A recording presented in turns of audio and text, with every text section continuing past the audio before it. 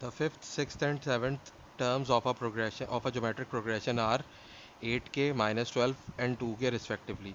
Given that k is negative, find the sum to infinity of the progression. तो देखिए हमारे पास एक geometric progression है जिसमें हमें फिफ्थ, सिक्स्थ और सेवन्थ टर्म दी हुई है।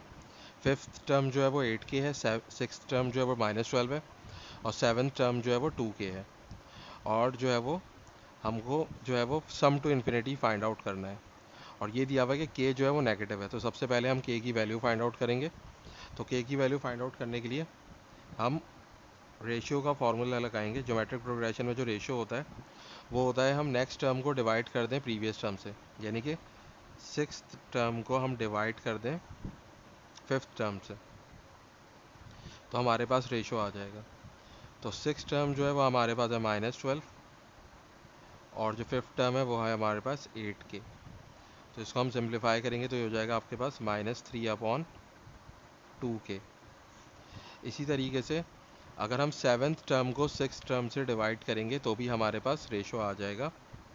तो सेवन्थ टर्म को हम डिवाइड कर देते हैं सिक्स टर्म से, तो सेवन्थ टर्म हमारे पास 2k है, और सिक्स टर्म जो है वो -12 है। तो इसको सिंप्लीफाई करेंगे तो ये हो जाएगा k/-6। तो ये जो दोनों रेशो है हमारे पास, इनकी वैल्यू इक्वल होगी। तो हम सबसे पहले ये लिख लेंगे k/-6 is equal to -3/2k, और फिर हम इसको क्रॉस मल्टीप्लाई करेंगे तो ये हो जाएगा k multiply by 2k square हो जाएगा, और -3 मल्टीप्लाई -6 18 हो जाएगा। तो 2 वहाँ जाके डिवाइड होगा और k स्क्वायर की वैल्यू 9 हो जाएगी। और फिर हम रूट लेंगे तो k की वैल्यू ±√9, यानी कि ±3 आ जाएगी। तो हमें सिर्फ नेगेटिव वैल्यू चाहिए, तो हम k की वैल्यू ले लेंगे -3। अब इसके बाद जो है हम को सम टू इन्फिनिटी फाइंड आउट करना है। तो सम टू इन्फिनिटी का फॉर्मूला होता है a/1 - r। तो हमें a और r की वैल्यू फाइंड आउट करनी पड़ेगी। तो सबसे पहले हम r की वैल्यू फाइंड आउट करेंगे। तो r जो है हमारे पास -3/2k है, और k की वैल्यू हमारे पास -3 आई है। तो हम यहाँ पे k की वैल्यू -3 पुट करेंगे, इससे हमारे पास r की वैल्यू आ जाएगी -3 कैंसिल हो जाएगा, और r की वैल्यू 1/2 आ जाएगी। और a की वैल्यू फाइंड आउट करने के लिए हम ज्योमेट्रिक प्रोग्रेशन के अंदर जो nth टर्म का फॉर्मूला होता है Tn = a/r⁻n−1, ये यूज़ करेंगे। तो हमारे पास गिवन है कि T5 जो है फिफ्थ टर्म जो है वो 8k है, और फिफ्थ टर्म के लिए अगर हम ये फार्मूला अप्लाई करें तो हो जाएगा a/r⁵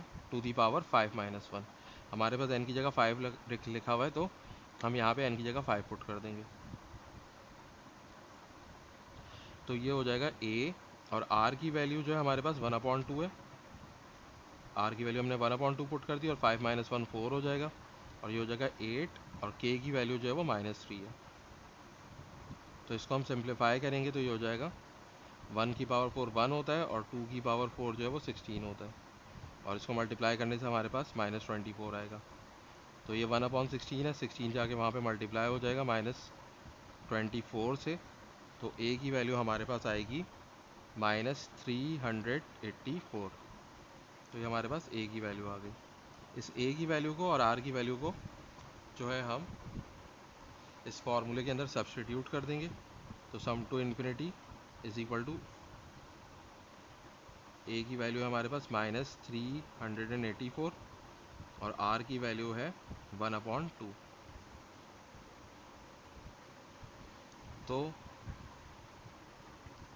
ये हो जाएगा -384/1 - 1/2 होता है 1/2, और फिर इसको हम इस तरह लिख सकते हैं कि -384 मल्टीप्लाई बाय, ये डिवाइड हो रहा है यानी कि फ्रैक्शन का मतलब डिवीजन है, तो डिवीजन को हम मल्टीप्लिकेशन में चेंज करेंगे तो डिनोमिनेटर के अंदर जो फ्रैक्शन है उसका रेसिप्रोकल ले लेंगे। तो 1/2 2/1 बन जाएगा, और 2/1 2 होता है, और 2 मल्टीप्लाई बाय -384, यह आंसर आएगा हमारे पास -768। तो सम टू इन्फिनिटी हमारे पास है -768।